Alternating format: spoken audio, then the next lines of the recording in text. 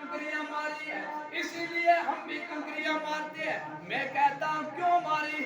اللہ کے خلیل پیغمبر نے حضرت ابراہیم علیہ السلام نے کنکریاں کیوں ماری؟ کہتے ہیں وہ اپنے لگتے جگر کو اللہ کا حکم بجا لانے کے لیے، ذبح کرنے کے لیے لے جا رہے تھے۔ شیطان راستے میں آ گیا، شیطان کو بگانے کے لیے حضرت ابراہیم علیہ السلام نے کنکریاں ماری اور شیطان بھاگ گیا۔ میں کہتا ہوں اس وقت حضرت ابراہیم علیہ السلام نے جب شیطان دیکھا تب ہی کنکریاں ماری۔ تو تم بتاؤ نادانو، آج تمہیں مکہ المکرمہ میں کون سا شیطان نظر آتا ہے کہ تم کنکریاں مارتے ہو؟ کیوں مارتے ہو؟ کہتے ہیں اللہ کا حکم ہے میرے خلیل کی ادا کو ادا کرو تب تمہارا حج ادا ہوگا۔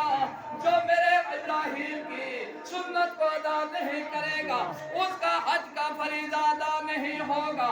آؤ جوانوں بزرگوں اپنے عقیدے پہ مضبوط ہو جاؤ۔ جو انگوٹھا چومنے پہ اعتراض کرتے ہیں انہیں جواب دو، کہو کہ کعبۃ اللہ کا طواف کرتے ہو، کہیں گے ہاں کرتے ہیں۔ انہیں کہو توڑ کے تیزی کے ساتھ 3 چکر کیوں لگاتے ہو، پھر 4 چکر پہلوان کی طرح کیوں چلتے ہو؟ جواب دیں گے، کہیں گے جب تاجدار مدینہ المنورہ سے اپنے یاروں کے ساتھ آئے تھے، کہاں سے؟ مدینہ المنورہ سے اپنے یاروں کے ساتھ مکہ المکرمہ میں آئے تھے تو کافروں نے اس وقت کہا تھا کہ نبی کے ان یاروں کو مدینہ کی ہوا اور مدینہ کا پانی اچھا نہیں لگا، یہ کمزور اور لاغر ہو چکے ہیں۔ جب تاجدار نے مکہ کے کافروں کا تانا سنا تھا اس وقت تاجدار نے فرمایا تھا میرے یارو ان کو دکھا کے دو کہ تم کمزور نہیں ہو، تم پہلوانوں کی طرح اللہ کے گھر کا طواف کرنا۔ تو میں کہتا ہوں تم کہتے ہو تمہیں نور مصطفیٰ نظر نہیں آتا، مجھے بتاؤ آج کعبۃ اللہ میں مکہ المکرمہ میں کون کافر ہے؟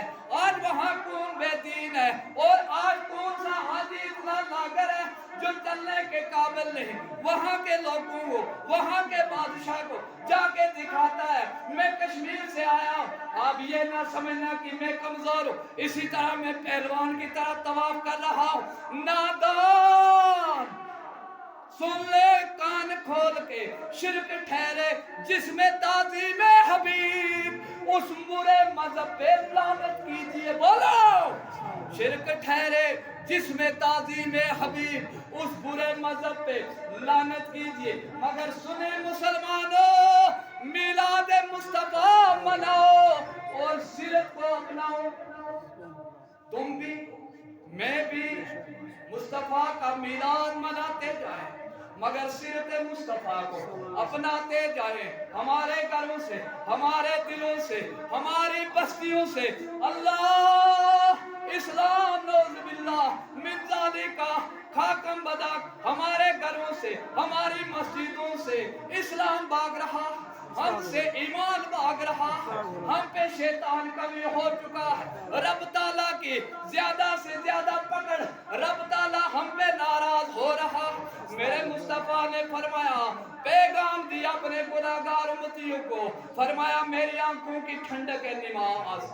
اے میرے جوان بزرگ آج ہماری مسجدیں پکار پکار کہ کہہ رہی ہے کہاں گئے ہو تم نمازی ہو؟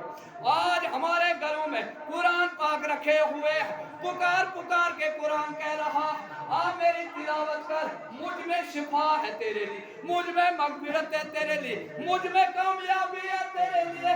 اس لیے میں خدا رہا اپنے جوانوں سے، بزرگوں سے ہاتھ جوڑ کے عرض کرتا ہوں کہ سیرت اپناؤ، میرے مصطفیٰ کی، میرے مصطفیٰ کے پیغام کو اپنے دلوں سے لگاؤ، اپنے اہل و عیال کو میرے مصطفیٰ کی تعلیم سے روشناس کرو۔ تاجدار نے فرمایا اپنے بچوں کو نبی کی آل کی محبت ہو تو بتاؤ ہمارے بچوں میں ہے کیا؟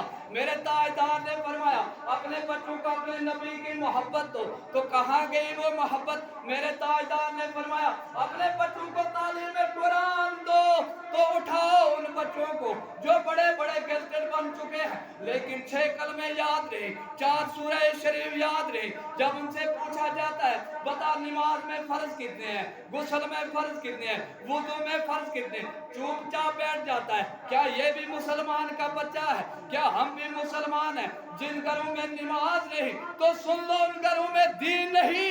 जिन घरों में नमाज नहीं, उन घरों में ईमान नहीं। जिन घरों में नमाज नहीं, उन घरों में बरकत नहीं। कमाते रहो रात दिन, मेहनत करते रहो, लेकिन मालिक फरमाता है बरकत की कोई निशानी नहीं। इसलिए खुदा मस्जिदों को आबाद करो, घरों में अल्लाह के जिक्र को करो, अल्लाह की बारगाह में अर्ज करो कि मालिक मुल्क हमें अपनी आजमाइशों से बचा, हमें अपनी गजब से बचा, हमें अपने कहर से बचा, हमें सिरते मुस्तफा पे अमल पैरा होने की तौफीक नसीब। आज माह रबीउल अव्वल का ये इख्तितामी जुमा है, उस बारगाह इलाही में अर्ज है मालिक हम सबको फिर सलामती के साथ माह रबीउल अव्वल का ये मुबारक नसीब फरमा। मालिक मुल्क हमें साल भर इहदिना सिरातुल मुस्तकीम गमज़ान रखना। और आज इस इख्तितामी जुमा पे हम फिर एक बार पुकार के कहेंगे वो नूर